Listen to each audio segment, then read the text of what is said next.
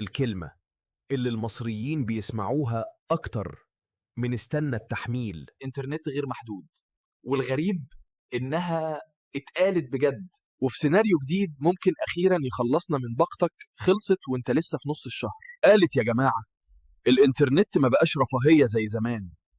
مش واحد قاعد يفتح يوتيوب ويتفرج على قطط، ده تعليم أونلاين، خدمات حكومية، تحول رقمي، وتأمين صحي شامل. يعني باختصار، النت فصل، حياتك فصلت. وعشان كده قالت إن المواطن لازم يكون عنده نت ما يخلصش قبل الشهر ما يخلص. والحل هيكون واحد من 3.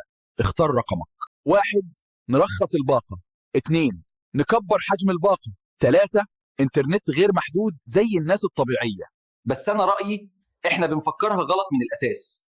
ما تبيعليش جيجات، بيعلي سرعة. سرعة على قد فلوسي، وسرعة على قد شغلي، وسرعة على قد أعصابي. اللي عايز سرعة صاروخ يدفع ثمن الصاروخ. بس قول لي بقى، انت تختار انهي حل قبل ما الباقة تخلص؟